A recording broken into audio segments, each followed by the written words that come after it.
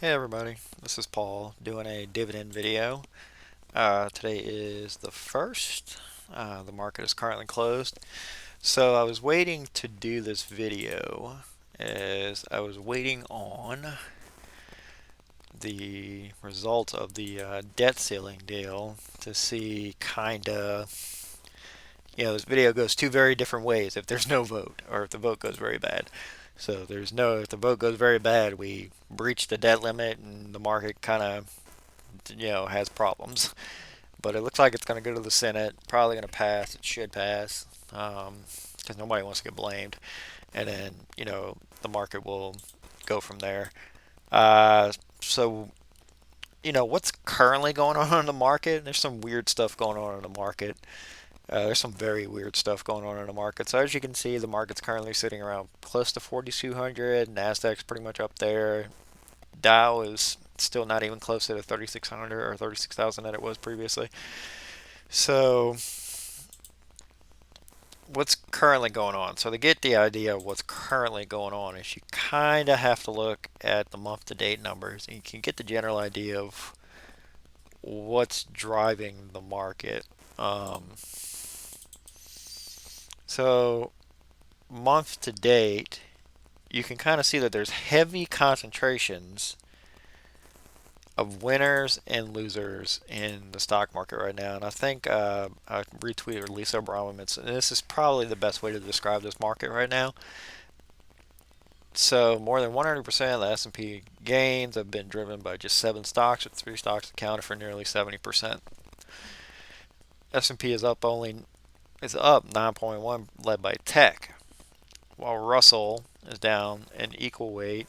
S&P is 1.1% lower. So if you exclude these guys, then the S&P is actually still currently lower for the year, um, which makes sense because of where rates are sitting at. Companies are, consumers actually kind of squeezed. Dollar General results came out this morning. They were pretty rough. But they have a problem is that they basically raise prices on a very price sensitive consumer.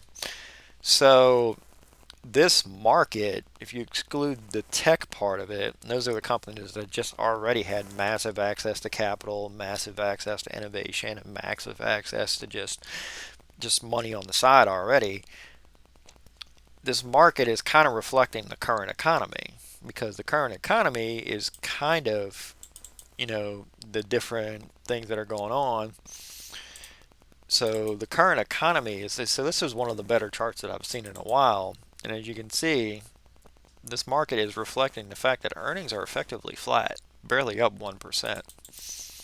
And as you can notice, when earnings started trading flat, so did this market.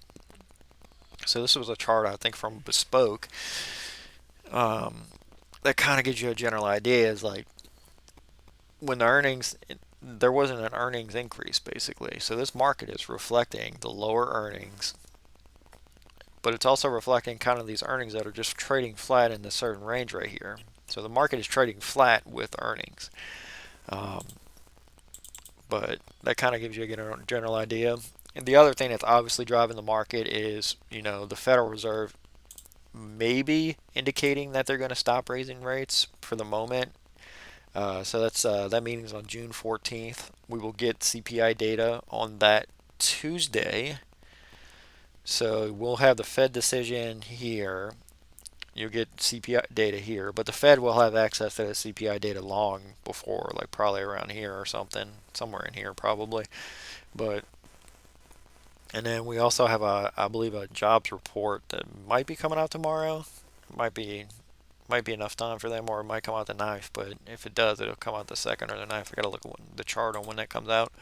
But so as it currently stands, companies are just kind of trading flat because of their earnings, and then you know the service sector hasn't broken down yet.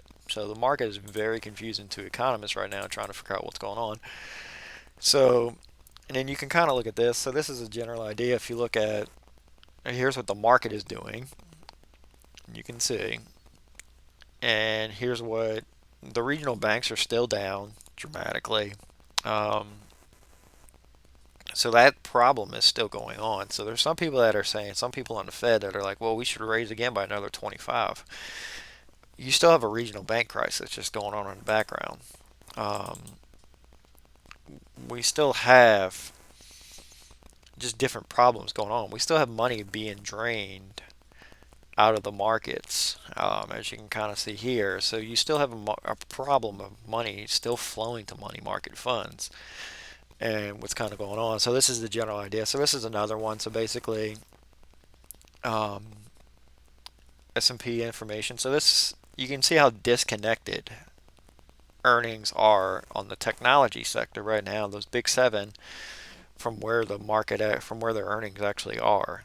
So they're trading very, very far above where you would think. So I'm kind of avoiding that sector right now. So what does that mean for my portfolio? That means I'm currently avoiding basically BST, which is almost trading flat for the year for me.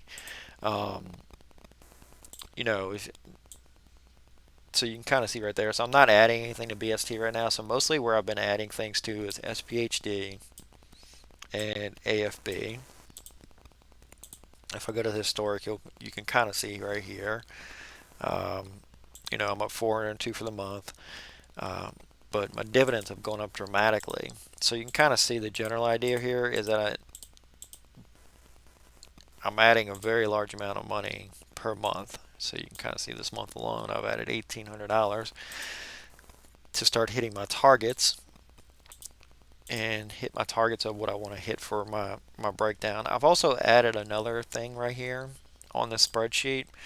And what this does is this tells you that when you have dividend reinvestment, now this only works when you have a portfolio where it's the same amount coming in every month. But what this does, um, so this right here tells you each month if I have dividend reinvesting turned on, how much will my portfolio go up? So how much will this, so this 251 right here, if I did nothing, how much would it go up each month if I'd had dividend reinvesting turned on? Because all these different things reinvest and buy this many shares. So what this number does is it tells you this number would go up to 252, or actually probably 253 if I did absolutely nothing for the month. If I just came back next month on July 1st and I did absolutely nothing to this portfolio, this would be 253 because all of this reinvested by itself and I did nothing. So that's a nice little thing right there. And all it is basically you just take this cell, you have to figure out how many shares you're buying per month, which is pretty easy. You just take, you know, the way I have it set up is you take the amount that you have dividends paying out, and then you just divide it by this number here, which is your daily quote. So how much you're getting paid in dividends divided by that, and that tells you how many shares you're getting. And then from there, you can take this number and then times it by your actual dividend amount, and then that will tell you how much that's paying out. So, for example, you see right here, 25 cents. And then you're able to figure out from there, you add all those together, and then that kind of gives you the amount that it's going to go up per month. And there you go. That was actually a different number that I tried to figure out because I was trying to figure out how I know how much my dividends are going up per month on how many shares it's getting me, but I was trying to figure out per month if I just did absolutely nothing, how much would this number go up? So it actually goes up by a pretty significant amount. It's hard to, if you're in the moment, it's hard to track, but if you look at it over time, for example, right here, I started the year at 47,000, and then also I've had some medical stuff go on, but I consolidated some debt into lower interest loans, and then you can kind of get the general idea right there. But much lower interest loans, some different debt related to like dental work and whatnot. Um, so where do I think the market is headed? It depends on the Fed, really, to be honest with you. If they pause on June 14th, so if they pause on June 14th, I think the market will take that as a positive, but the simple fact is that the market is still kind of pricing in rate decreases, like so rate cuts later this year, and The consumer is getting further and further and further strapped for cash. Um, it depends on inflation, obviously. So if that number just all of a sudden goes down to 2, I think that would be kind of a good thing for the Fed to be able to use it as the excuse to maybe cut.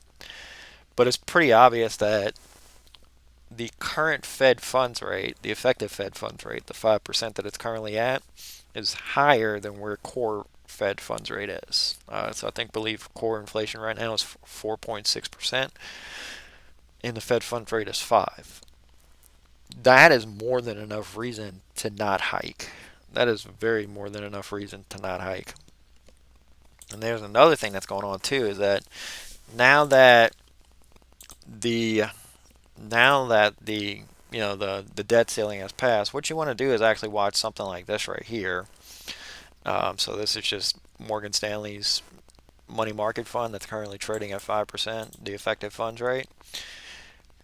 And you can see how most of it's reverse repos, and that's because that's where you're getting the effective funds rate. But here's another thing that I need to start watching on these money market funds is that everybody's trying to figure out where, all this, because they're going to issue like $1 trillion worth of debt very, very, very quickly after they raise the debt ceiling. There's just going to be a bunch of things.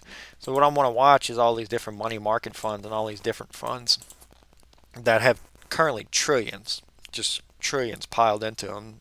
This one, for example, has 160 billion by itself. To get the current Fed's funds rate, they're going to the Fed, as you can see, federal, and doing reverse repos overnight to get the effective funds rate. Because the Fed is literally paying people to stay out of the market. That's what this is. That's what a reverse repo is. This market would hit new highs very quickly if they turned off the reverse repo program. So how much of this 46% right here in a few days shifts into this?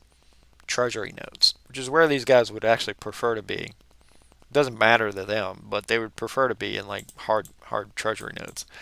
So that's going to be kind of interesting to watch, just to see how much money shifts over. If not enough money shifts over, which is kind of a problem, then rates are going to go much higher, and it's going to take the market down with it. So you got to kind of look and see once the debt ceiling bill is passed, how much, and you can look up like where they're going to issue it at on the curve kind of thing. Is it going to be 2-year bills? Is it going to be 1-year bills? Is it going to be 7 months? Is it going to be 1 month? That kind of thing. But the market is going to react to each of those as a money draining event from the market. So we definitely have to watch the 14th. So like I said, as it currently stands, as a dividend investor, so if you have a portfolio not focused on the big 7, you're kind of sitting in this situation. So these numbers are kind of a misnomer. My portfolio closely follows the Dow because I don't have this huge tech exposure. But tech is very vulnerable to going down right now, which is kind of a problem, which would take this down very quick. So if you see this go down very quick, it's just because the big 7 have taken a hit. So that's kind of like where we're kind of at right now. Like I said, my biggest priority is taking advantage of these lower things, because once this, so like for example, like if SPHD or something like that, once this market recovers and this starts trading at 44 again, this will go positive very quick. Like say if this goes up to 45 and everything starts to recover very quickly, this goes positive very quick. So I'm not even paying attention to that, because that's exactly what happened with BST. This was negative 1,000, I think, in my last video. But you get a few tech stocks that go up, and then boom, there you go. So definitely need to watch. But right now, as it stands, I'm trying to pile as much money at these lower amounts as possible into these to take advantage of just these lower prices. Because this market is currently trading sideways. There's a chance it could start to trade down. But you have the big stocks that are kind of still pulling it up, but we have to watch the Fed. So if they pause, I think that's a good thing. But you still have the problem of money just flowing out of the market.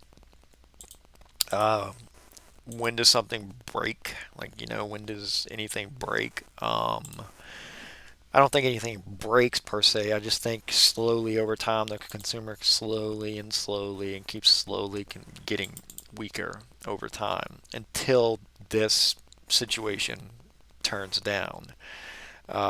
So this is like the services, personal consumption. So you can kind of see these numbers are trading flat. This right here needs to be down here. We're not far from it, but getting that last little bit is where things could actually get pretty rough in the real world. So it's going to be very dependent on where you live. So if you have exposure to like these different housing markets that are like we're in bubbles, um, especially in these areas, I can imagine, especially in these areas with the housing prices and whatnot, I can imagine that these areas would be kind of rough. Miami hasn't quite adjusted, but when Miami starts to turn down, but it might not over the summer because, or maybe it does because there starts to be hurricanes. But you can kind of see which areas were overinflated in prices and whatnot that are definitely still turning down. So definitely need to watch it. Right now, so the big date we're watching is June 14th, which is nice because I'll make a video on June 15th. Um, if we get a pause, I think the market probably goes up. If anything, the market will probably price in another rate cut. So we might see it's going to be weird. But we do have a lot of treasury issues coming out, so that might support the market. That might support the bond market also. Um, yeah, so if we start seeing a bunch of debt issued on the 10-year, this could easily go back over 4% and take this market down with it. Because this market seems to pay attention more to the 10-year, to like to the longer end of the curve than anything. Because for a company like they issued their long-term debt at, so that's where we're currently at. It's still a market that's trading flat, um, but it's being supported by very few things right now. It's being supported by very, very, very few things. So just be careful what you're invested in, and like I said, I'll check back in on June 15th, and we'll go from there. Thank you. Have a nice day.